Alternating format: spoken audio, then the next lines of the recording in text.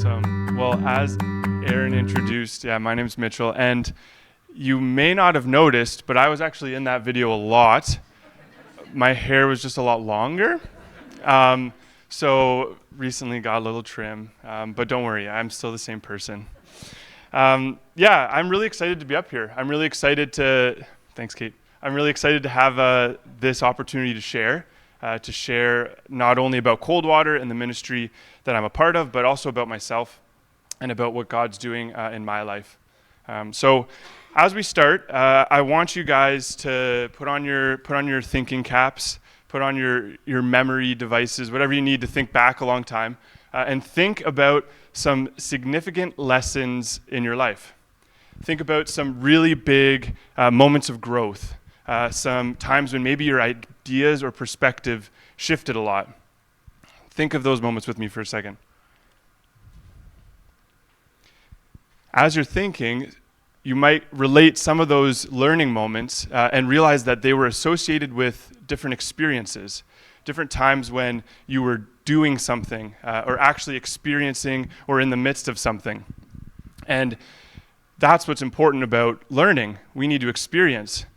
I could come up here and give you a 5-point slideshow or tell you a bunch of things, but really the reality is experience is what helps us learn and grow. Parents, if you think of the lessons your kids are learning, you can tell them to not touch the stove, to not run away, to hold your hand. You can tell them all these things, but the moments that they learn and the moments they actually get it is when they run away or they touch that really hot thing or when they kind of disobey and they learn that there's consequences to that. And so experience shapes our learning. And I want to tell you guys a big lesson that I've been learning for a long time.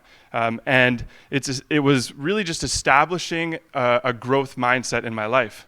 And this was a lesson that started probably when I was very young, as I touched the stove and hit my sister when I wasn't supposed to, but has continued in my life. And there was one specific moment when really establishing this growth mindset really came to life.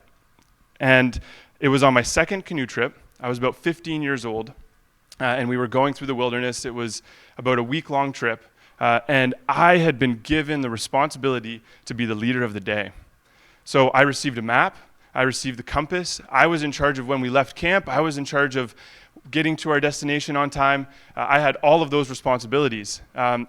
Some may think too many responsibilities, but I was entrusted with some pretty big responsibilities that day. And as you'll see behind me, this is a lovely little section of the map I was given, and I remember this story very fondly, so I know exactly where it is. But it was what we call a push day. So we had a really big day ahead of us, our biggest day of the whole trip, and I was entrusted to make sure we get to camp safely and in good time. And so a lot of you probably don't know this, but I'm a very detailed-oriented person. Some people call it being a perfectionist. And so part of that was, as I was leading, I saw this opportunity for a shortcut. So if you look on our map here, we started at the top, and we kind of came down. And the intended path is to come along here and kind of over across there. But I saw this portage, and I was like, we're going to take that portage, and we are going to cut off a lot of time, and we're going to make it to our campsite so much earlier than they thought we were going to. And so we approached the lovely portage, and I got out and I started looking, and for about 15 or 20 minutes I searched and searched and searched. And I searched with everything I had because I knew that if we didn't get this portage, it would all be in vain. And sure enough, there was no portage. I know it's marked on the map, but believe it or not, 800 meters is not really enough distance to save, and people don't like portaging. So they paddled around the lake. And so I was devastated. I had made this huge mistake. I had made an error. I had led our group astray, and I just shut down. We weren't going to get to camp as early as I thought. We weren't really going to get where we needed to go because I had wasted this time, or at least that was my perspective. It was really devastating. So I shut down. And now this was one of the first moments in my life where I had received responsibility, and then I faced the consequences of my decision-making as a leader. And granted, they were not huge consequences, but to me, they were really weighty. And that was a moment when I realized like my actions had consequences on others. And so I kind of, in that moment, had a decision. I could stay shut down. I could not lead them as a group. I could just kind of give up, which I really wanted to do. Or I could decide to learn, grow, adapt, and pursue this idea of learning from my mistakes. And so that's what I tried to do. And that was one of the first times that I had this experience where I knew that I needed to adapt a growth mindset. And I needed to really adapt that not just on trips, but in my life in general. And so coming home, that's something that I continue to try and pursue, not only in my life, but in my faith. And really, as Christians, we're called to do the same, to pursue Christ and in his likeness. Now, some of you have heard my entire testimony or parts of it, but for those who haven't, really these lessons like this became a norm. Summer after summer, I would go and I would learn new things through these wilderness experiences that Coldwater offered, through going on trips and then eventually leading trips, and now even working full-time. The lessons do not stop. They keep coming. And so that was one of the main reasons I wanted to work full-time with Coldwater. I wanted to give this impact on other students. I had experienced all of this for myself, and I wanted to make sure that students, youth, children, even adults could have this opportunity to be in the wilderness and experience growth. And so for those who don't know, as Coldwater Canada, we lead wilderness trips for youth and adults. Coldwater started about 12 years ago. There was one trip, and that was kind of how it began. And then over the years, it grew. Locations kind of changed, and just to last summer, we had 25 trips and about 300 students over the summer. So the change has been drastic over those years. Right now, we are based throughout the year at a local church called Cedar Creek Community Church, and that's where we are throughout the year. And then in the summer, we go up north to a camp called Camp Norland. It's right by a little town called Verner, which most of you probably haven't heard of. It's right in between North Bay and Sudbury. And so we go up there for the summer, and that's where we lead our trips. So we lead 5-day to 3-week canoe trips. And these trips focus on a few really key aspects. They focus on developing character. They focus on strengthening faith. They focus on cultivating leadership and inspiring lives of service. And so we want to use the wilderness as a classroom and as a tool. And really, it's a really unique classroom and unique tool, and it's much different than a lot of the ones that we're used to in our everyday lives. The wilderness just takes this shape of being an area that's challenging, that's filled with risk, that's filled with unknown problems and answers, but it's also filled with beauty. It's God's creation. And if we use this wilderness classroom and setting intentionally, we find that we can just create a really unique environment for impact on students' lives. And so that's what we do. We want to equip individuals to thrive in the joys and the challenges. Oh, can't do that. Joys and the challenges of life. We want them to be ready to face both the ups and the downs. And then we want them to do that with their God-given identity. And so that's what's at the core of our trips, and that's why we do them and what motivates us. So what does this look like for me? Well, I have stepped into a role called the Tripping and Youth Program Coordinator. And so throughout the year, that involves a lot of preparing for the summer, getting ready for those programs, and summer is really when we dive into our programs and a lot of our trips. So there's kind of 4 main aspects to that. I get to oversee the systems that support our trips, so stuff like gear and food and a lot of the logistical stuff. I get to improve and implement our youth programs. So all of our programs for our youth, I have a real focus on those, establishing goals and different program elements that we want to put into our programs. And then also I serve as an ambassador for Coldwater to churches and youth. So I get opportunities like this to speak in front of churches, but also to speak in front of youth I'm really passionate about serving them. And then finally, I get to lead trips. And that's often the part that's easiest to understand, but And it does take up a lot of time, but it's kind of only that one piece of what goes behind planning and preparing and getting ready to enter on some of these trips. Yeah, God has been working really in many ways through this and through Coldwater and through what we've been doing. And I kind of wanted to share a story about that. A really huge way God works is through participants' lives. So as a student comes on, they really feel the impacts. And we have a celebration service at the end of every trip where they get to share some of the things they've learned, some of the ways that they were challenged, some of the stuff they want to take home with them. And that's that really short term. But really recently, actually, the director of Coldwater, Matt, did a research paper, and that actually highlights the long-term effects as well. And so he looked at students who had done trips more than a year before, and he noticed these same rhythms and these same areas of growth that students were feeling. And so one of these areas this past summer, I had the opportunity to lead an all-boys trip. And as soon as they walked out of the van, my eyes just like got so wide, because out of this van stepped a bunch of grade 9s, and they were all 6'4", 6'2", 6 foot, like taller than I was. And anyway, they were huge, and I was like, oh yeah, like this is going to be great. Like they're going to be strong. They're just going to be like so motivated. And that was not the case. These boys, they struggled. They complained a lot. They really mentally had a hard time with the challenge.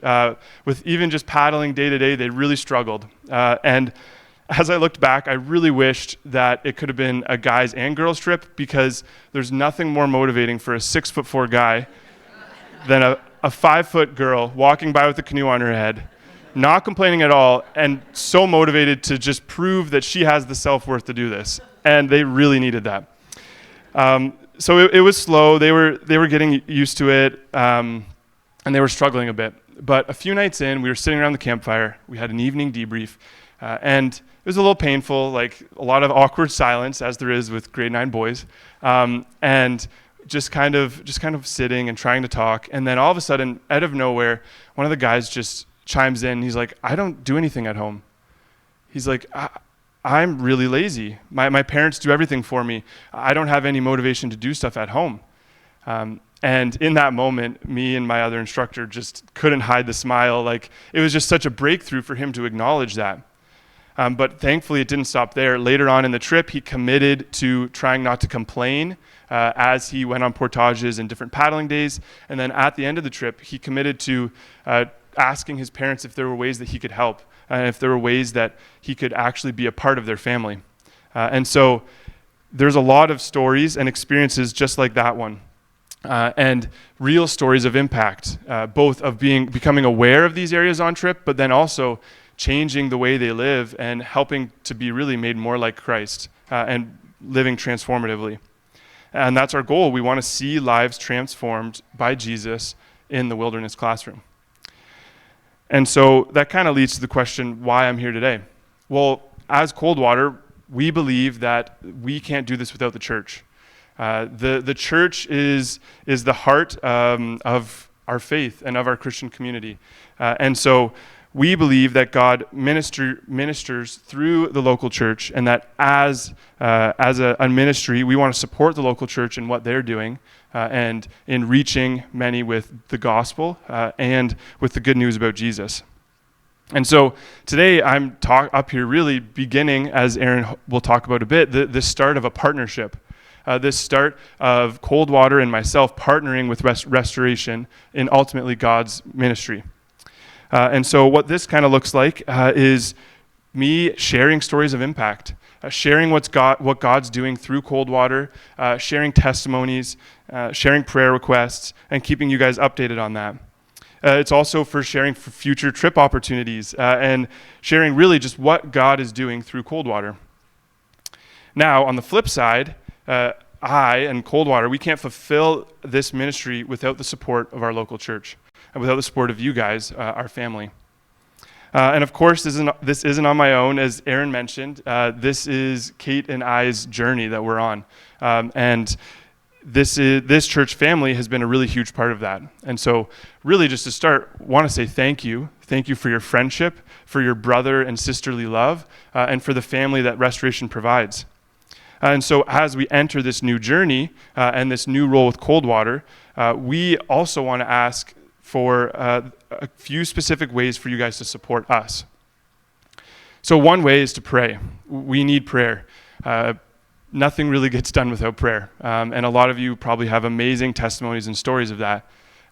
Prayer is a huge part of how a summer happens. Prayer is a huge part of transforming lives. We plant the seed, but prayer and God is the one who really, and the Holy Spirit are the ones who really help that seed to blossom. So we need prayer, and we need that constantly. Another way is considering financially supporting us. So as I am actually a missionary in one sense, and so I know we think missions and across the world, and that's very true, but I actually raise 100% of my own funds or my own support for this role. And so I need monthly partners to come alongside what I'm doing to enable my work with Coldwater and to ultimately enable what God is doing through Coldwater. Really, I'm only an advocate. I'm here to speak on behalf of that young man's life, on behalf of everyone who goes on these trips and who has this impact, because that only happens as people enable, as people pray, as people give. And so I'm asking on behalf of them. If you're able, and if you even, as both Nikki and Kat talked about, if you feel God calling, would you consider monthly supporting me? If you're interested in any of this, if you're interested in supporting monthly, if you're interested in learning more about prayer, and if you're interested in learning how you can partner with Coldwater more, maybe even come on a trip, please come talk to me. That's why I'm here. I've got my little table over there.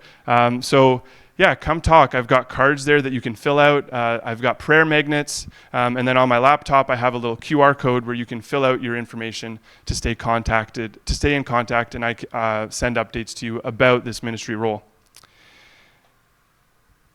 And again, I want to extend thanks. Thank you guys for listening. Thank you for your friendship. Thank you for your family and your support. And yeah, your support of what Kate and I are doing and how God's calling us. And now, before I hand it over to Aaron, I want you to think back to that lesson that I started with. Think back to that lesson of growth, that thing that in your past life, in the past, not in your past life. That lesson in the past that was really powerful, the experience that was kind of around it, think back to that. It takes experience to learn and grow.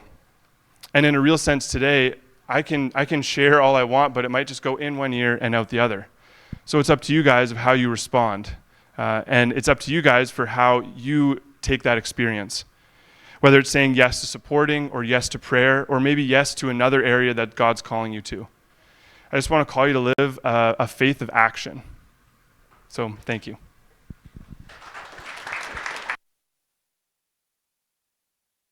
Okay, thank you, Mitch. It's exciting because, man, we've been praying as leaders about how we can invest in prayer and also just in our giving with initiatives and things that are happening beyond our church. And as we grow, as we move forward, the exciting part is we're actually taking Mitch on. He's our first missionary, our supporting missionary at our church, which is super exciting. So some of you were asking a couple weeks ago, we had a members meeting, and some were like, what is this missions budget? Well, that's Mitch right now. So that's what it is. So there's really three things for you to be aware of. One is the church is committing. Obviously we want, as the church grows, we want to give more toward missions and things that are happening outside of our church. So one way is the church is committing to a certain amount of giving toward Mitch.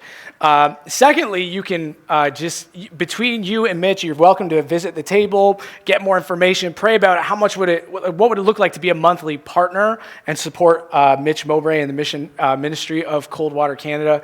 The third thing that you can do, maybe you're not ready to give monthly yet, you need more information, but for today we're giving a one-time gift to the ministry of Mitch and Coldwater. You can go on our website, hit give, or through the app Church Center. You're welcome to do that now. If you're like, I want to give a certain amount of money, whatever is given by the church today, we're going to give to Mitch. Okay, so when you when you open up Church Center or you open up the app and hit give, you'll see an option of whether to give a certain amount to our general fund, Or please don't not give to our general fund, but give toward that. That's your normal general fund to the church. But also you'll see a drop down that just says Mitch Coldwater, Mitch Coldwater, and you can give through that. You're more than welcome to.